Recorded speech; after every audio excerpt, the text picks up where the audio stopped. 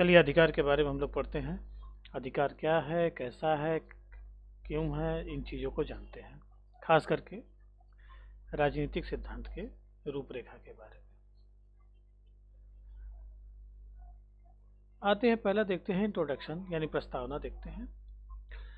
आधुनिक राज्यों का एक महत्वपूर्ण कार्य व्यक्ति और राज्य के बीच संबंधों को फिर से परिभाषित करना रहा है।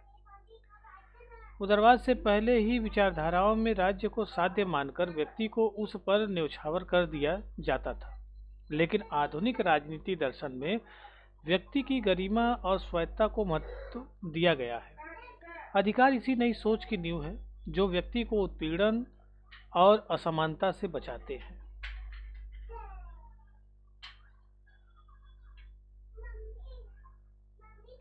अधिकार अर्थ तथा प्रकृति को देखते हैं। राइट, मीनिंग एंड नेचर को देखते हैं। अर्थ यानी मीनिंग। अधिकार अंग्रेजी शब्द राइट का हिंदी रूपांतरण है जिसका अर्थ उचित होता है। अधिकार वे उचित दावे हैं जो व्यक्ति अपने संपूर्ण विकास के लिए समाज से करता है और जिन्हें समाज स्वीकार करता है तथा राज्य द्वारा मान्यता व संरक्षण प्रदान किया जाता है।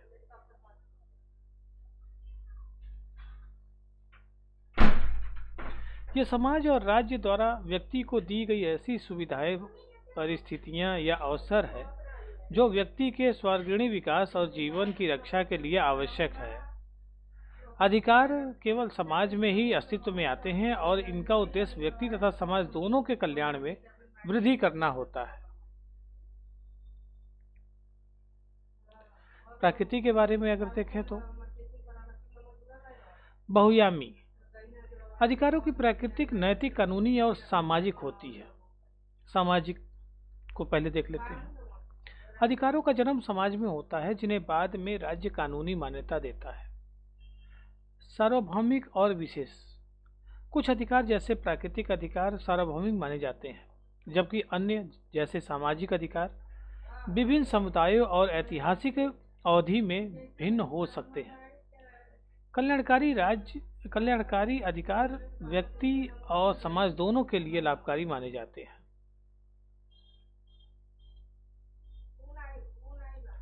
अधिकारों का आधार यानी बेस ऑफ राइट्स को देखते हैं। अधिकारों को उनके आधार का स्रोत के अनुसार विभिन्न श्रेणियों में बांटा जा सकता है। प्राकृतिक अधिकार को देखते हैं यानी नेचुरल राइट। ये अधिकार प्राकृतिक या ईश्वर द्वारा प्रदत्त माने जाते हैं और व्यक्ति को जन्म से ही प्राप्त होते हैं। राज्य इनका निर्माण नहीं करता बल्कि इनकी रक्षा के लिए राज्य का जन्म होता है। जॉन लॉक ने जीवन, स्वतंत्रता और संपत्ति को प्राकृतिक अधिकार माना था और ये सार्वभौमिक होते हैं, अर्थात सभी लोगों पर लागू होते हैं।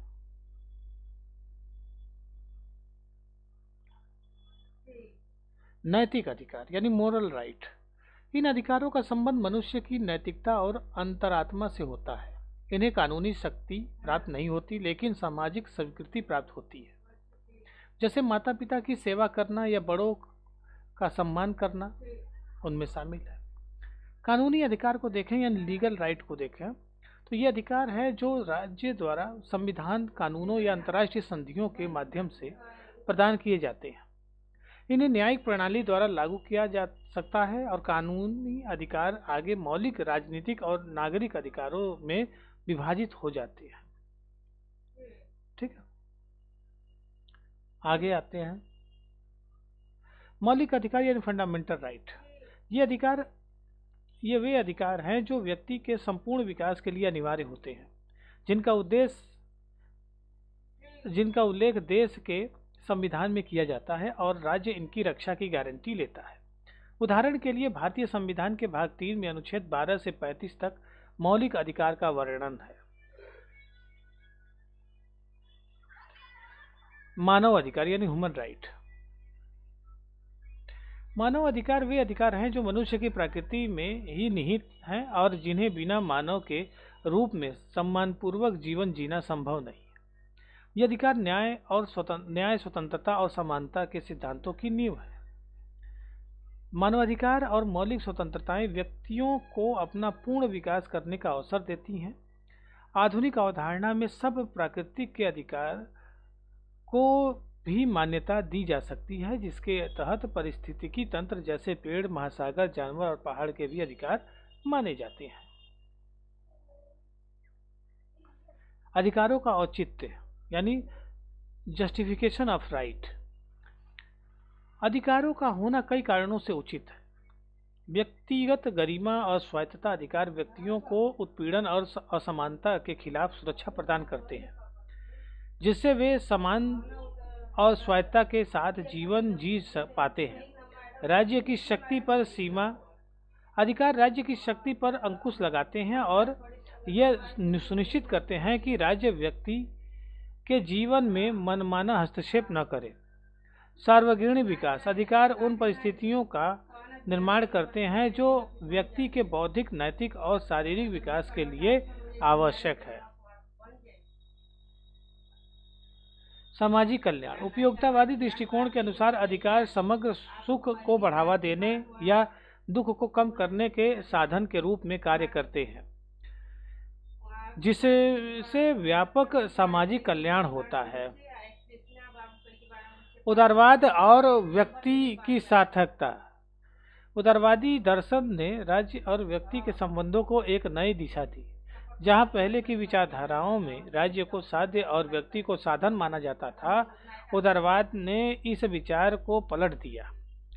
उदारवाद की घोषणा है कि राज्य और समाज व्यक्ति के लिए हैं, वे व्यक्ति के उद्देश्यों को पूरा करने के साधन मात्र हैं। इन दर्शन ने व्यक्तिगत स्वतंत्रता और व्यक्ति की परम नैतिक सार्थकता यानी एब्सोल्यूट मोरल वर्थ पर अत्यधिक बल दिया।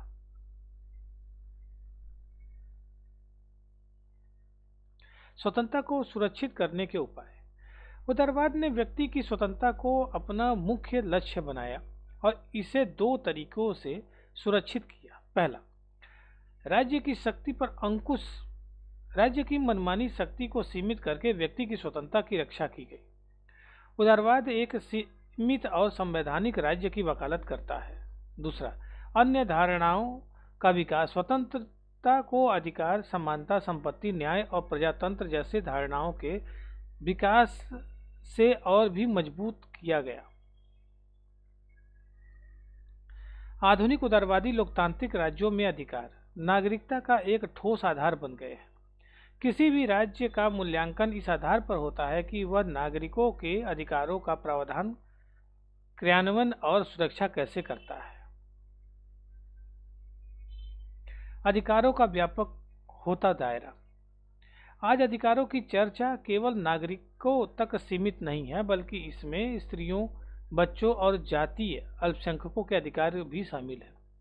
1948 में संयुक्त राष्ट्र द्वारा मानवाधिकारों की सार्वभौमिक घोषणा यानी universal declaration of human right ने इस धारणा को वैश्विक स्तर पर फैलाया और यह समकालीन राजनीति चर्चा का एक महत्वपूर्ण विषय बन गया। अधिकार, अर्थ तथा प्राकृतिक। पहले अर्थ को देखते हैं। व्यापक रूप में अधिकार उन अवसरों का समूह है जो मानव व्यक्ति के विकास और संवर्धन को सुरक्षित करते हैं। ये अच्छे जीवन की वे मौलिक शर्तें हैं जिन्हें राज्य द्वारा मान्यता प्राप्त होता है। लास्की के अनुसार अधिकार मानव जीवन की वे परिस्थितियां हैं जिनके अभाव में सामान्यतः व्यक्ति अपने व्यक्तित्व का सर्वोत्तम विकास नहीं कर सकता। टी.एच. ग्रीन के अनुसार यह व्यक्ति द्वारा अपने उद्देश्यों की प्राप्ति के लिए कार्य करने की वह शक्ति है जो सामाजिक समुदाय द्वारा इस शर्त पर सुनिश्चित की जाती है कि वह इन कार्यों से समुदाय का भला भी करेगा। सालमंड के अनुसार कानूनी अधिकार एक ऐसा हित है जो कानून के शासन द्वारा मान्य और सुरक्षित किया जाता है और जिसका आदर करना एक कानूनी कर्तव्य है। बोसांके के अनुसार अधिकार व्यक्ति का एक ऐसा दावा है जिसे समाज द्वारा मान्यता दी जाती है और राज्य द्वारा लागू किया जाता है। बाकर के अनुसार राज्य द्वारा सुनिश्चित और गारंटी दी गई परिस्थितियां ही अधिकार होती हैं जो व्यक्ति के व्यक्तित्व के विकास में सहायता करती हैं। प्राकृतिक को अगर देखें तो न्यायपूर्ण व्यवस्था का परिणाम।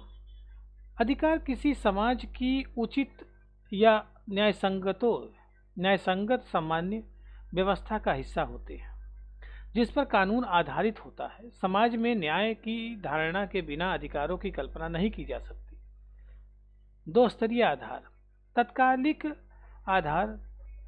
अधिकार समाज की उचित की धारणा यानी नोटिस ऑफ राइट पर आधारित होते हैं जो कानूनी ढांचे का आधार है। अंतिम आधार। अधिकार वे परिस्थितियां हैं जो समाज के अंतिम लक्ष्यों जैसे कि व्यक्ति के व्यक्तित्व का अधिकतम विकास को पूरा करती है। समाज से मांग। अधिकार व्यक्ति की समाज से वे मांगे हैं जिन्हें कानून इसलिए सुरक्षित करता है क्योंकि वे व्यक्तिगत विकास के लिए आवश्यक होती हैं। अधिकारों की मुख्य विशेषता यानी अधिकारों के दोहरे स्रोत या डुअल सोर्स ऑफ राइट।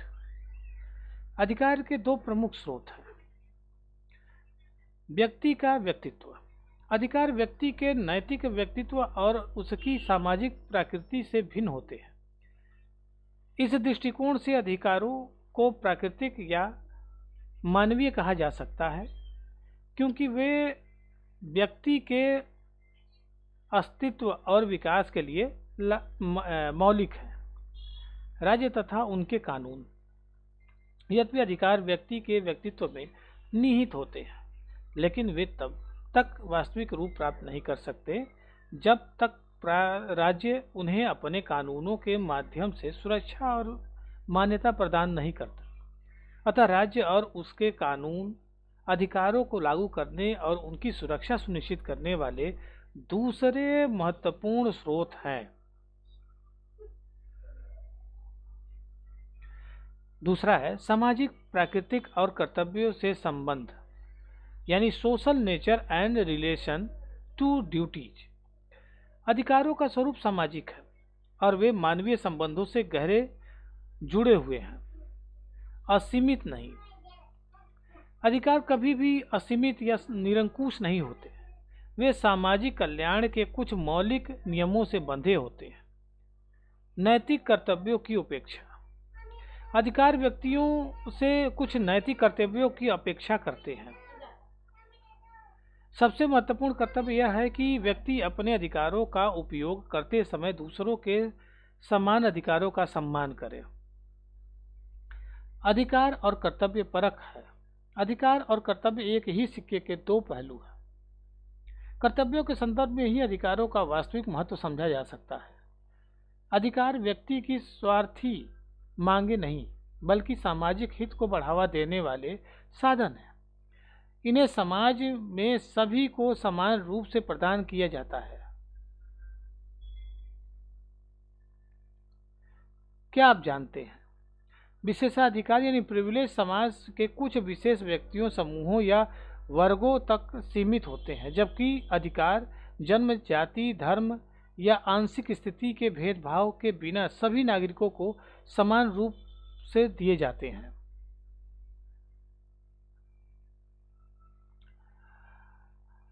परिवर्तनशील प्राकृतिक यानी एवोल्यूशन नेचर।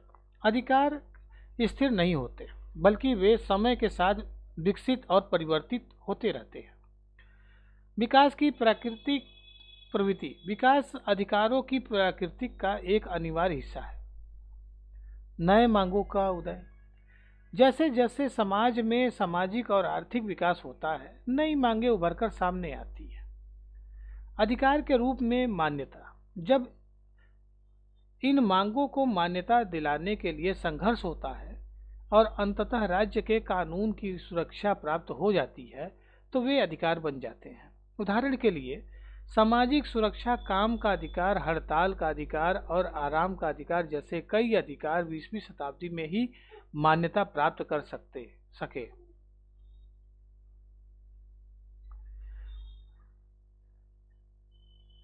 समय और परिस्थिति में सीमित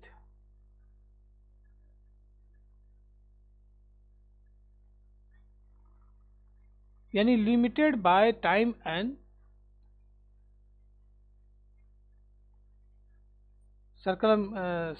सर्कमस्टांस। अधिकारों की वास्तविकता और उनका स्वरूप समय और स्थान के अनुसार सीमित होता है। ऐतिहासिक संदर्भ। अधिकार एक विशेष प्रकार के मानव समाज में ही अस्तित्व में आते हैं। उदाहरण के लिए जो अधिकार आज भारतीय नागरिकों को प्राप्त है वह स्वतंत्रता से पहले अस्तित्व में नहीं थे, और संभव है कि आने वाले 100 वर्षों में वे वैसे न रहें जैसे आज हैं। भौगोलिक भिन्नता। एक ही अधिकार की विषय वस्तु और सीमाएं अलग अलग देशों में भिन्न भिन्न हो सकती है। उदाहरण के लिए भारत और अमेरिका में दिए जाने वाले संपत्ति के अधिकारों की विषय वस्तु और सीमाएं पूरी तरीके से अलग है। सार्वभौमिकता का प्रश्न। यद्यपि कुछ अधिकार जैसे मानव अधिकार सार्वमान्य होते हैं, लेकिन उनका कार्यान्वयन कैसे हो यह एक जटिल प्रश्न बना हुआ है। अधिकारों के आधार यानी बेस ऑफ राइट। ऐतिहासिक उदय को देखें। अधिकारों की धारणा का विकास आधुनिक राष्ट्र राज्य के उदय के साथ हुआ।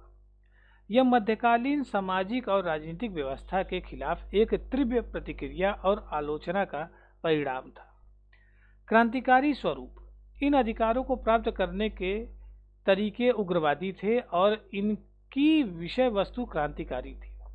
मध्य वर्ग की मांग। ऐतिहासिक रूप से व्यक्तिगत अधिकार की मांग सबसे पहले औद्योगिक क्रांति के बाद अस्तित्व में आए मध्यम वर्ग ने उठाई थी। वैचारिक प्रेरणा। यह अमेरिका और फ्रांस के क्रांतिकारियों की मौलिक विचारधारा थी, जिसे बाद में अमेरिका के बिल ऑफ राइट और फ्रांस की मनुष्य और नागरिक के अधिकार की घोषणा यानी declaration of right of man and the citizen में संस्थागत रूप दिया गया है। अधिकारों के सिद्धांत यानी थ्योरी ऑफ राइट। अधिकारों की धारणा को विभिन्न विचारकों ने अलग अलग आधारों पर उचित ठहराया। Locke, Bentham, Rousseau, J S. Mill, T H. Green, Laski और बार्कर जैसे क्लासिकल विचारकों से लेकर रॉल्स, नॉजिक और डार्विन जैसे समकालीन विचारकों ने अधिकारों के विकास में योगदान दिया। यह प्रश्न कि व्यक्ति को अधिकार किस आधार पर मिलने चाहिए का कोई एक सर्वमान्य उत्तर नहीं है। पिछले 300 वर्षों में इस प्रश्न के अनेक उत्तर दिए गए हैं, जिन्हें हम अधिकारों के विभिन्न सिद्धांतों के रूप में जानते हैं। प्रमुख सिद्धांत निम्नलिखित हैं। पहला, प्राकृतिक अधिकारों का सिद्धांत। दूसरा, कानूनी अधिकारों का सिद्धांत। तीसरा, अधिकारों का ऐतिहासिक सिद्धांत। और चौथा, नैतिक या आदर्शात्मक अधिकारों का सिद्धांत। और पांचवा है अधिकारों की सामाजिक कल्याण संबंधी धारणा। छठवां है समकालीन उदारवादी व्यक्तिवादी सिद्धांत। और आखिरी में सातवां है अधिकारों का मार्क्सवादी सिद्धांत। प्राकृतिक अधिकारों का सिद्धांत, थ्योरी ऑफ नेचुरल राइट को देखते हैं। यह सिद्धांत 17वीं और 18वीं शताब्दी में यूरोप में एक शक्तिशाली विचार के रूप में उभरा। इसके अनुसार व्यक्ति को कुछ अधिकार सीधे प्रकृति से मिलते हैं, जो किसी भी सामाजिक, कानूनी या राजनीतिक संस्था से पहले और उनसे स्वतंत्र होते हैं। इन अधिकारों को मानव विवेक द्वारा समझा जा सकता है। प्रमुख समर्थक और उनके विचार कौन कौन से हैं? John Locke. इस सिद्धांत के प्रमुख समर्थक जॉन लॉक ने घोषणा की कि व्यक्ति कुछ जन्मजात अधिकारों के साथ पैदा होता है। ये अधिकार समाज या राज्य पर निर्भर नहीं होते, बल्कि व्यक्ति में अंतर्निहित होते हैं। और लॉक का मानना था कि ईश्वर अपने बच्चों को ये अधिकार उसी तरह देता है जैसे वह उन्हें आँख, कान, हाथ देता है। यह अधिकार व्यक्ति की जन्मजात और अंतर्निहित शक्ति है, जिन्हें कोई भी शारीरिक संस्था छीन नहीं सकती। स्रोत, प्राकृतिक अधिकारों का स्रोत प्राकृतिक कानूनी या नेचुरल लॉ है। समझौतावादी विचारक, हॉब्स, लॉक और रूसो जैसे समझौतावादी विचारकों ने इस सिद्धांत को लोकप्रिय बनाया। उनका मानना था कि राज्य की उत्पत्ति से पहले व्यक्ति को प्रकृति से कुछ अधिकार प्राप्त थे। राज्य की उत्पत्ति के बाद व्यक्ति ने इनमें से कुछ अधिकार समाज को सौंप दिए ताकि शेष अधिकारों की गारंटी मिल सके। प्राकृतिक अधिकार कौन से हैं? इस पर विचारकों में मतभेद था। हाब्स ने केवल जीवन के अधिकार यानी राइट टू लाइफ को ही प्राकृतिक अधिकार माना। लॉक ने जीवन, स्वतंत्रता और संपत्ति यानी लाइफ, लिबर्टी एंड प्रॉपर्टी के 3 अधिकारों को प्राकृतिक माना। उन्होंने संपत्ति के अधिकार को सबसे महत्वपूर्ण बताया क्योंकि इसकी सुरक्षा के लिए ही नागरिक समाज की स्थापना हुई।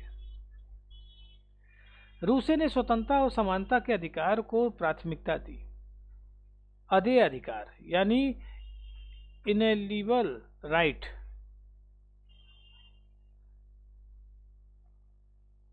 इनएलिएनेबल राइट अदेय अधिकार हो गया। इन अधिकारों का मानना था कि व्यक्ति इन अधिकारों को राज्य को नहीं सौंप सकता, वे अदेय हैं। जो चीज ईश्वर देता है वह जीवन प्रयत्न रहती है।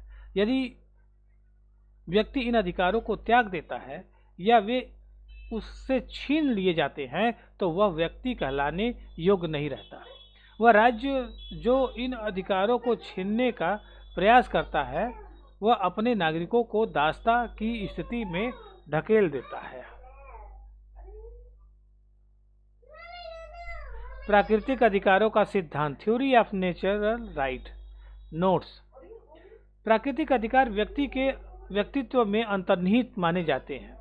ये अधिकार इनएलिएनेबल, अपरिवर्तनीय, पवित्र एवं हस्तांतरणीय है और इन अधिकारों के लिए व्यक्ति राज्य या समाज पर निर्भर नहीं है, बल्कि यह माना जाता है कि राज्य की उत्पत्ति ही इन अधिकारों की रक्षा के लिए हुआ है।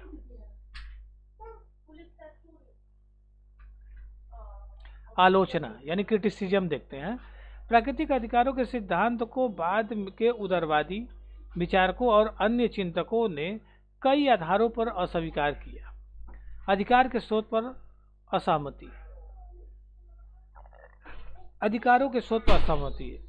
एडमंड बर्क ने अधिकारों के आधार के रूप में परंपराओं और भावनाओं पर जोर दिया। प्राकृतिक अधिकारों की मौलिक धारणा पर प्रहार करते हुए जेरेमी बेंथम जैसे उपयोगितावादी विचारकों ने राज्य से पहले या उसके विरुद्ध मौजूद किसी भी अधिकार की धारणा की कठोर आलोचना की। बेंथम के अनुसार अधिकार केवल कानून द्वारा ही प्रदान किए जा सकते हैं और प्राकृतिक अधिकारों की धारणा कोरी बकवास है। टी.एच. ग्रीन ने तर्क दिया कि अधिकार समाज द्वारा प्रदत्त होते हैं और उन्हें सामाजिक कल्याण के संदर्भ में उचित ठहराया जाना चाहिए।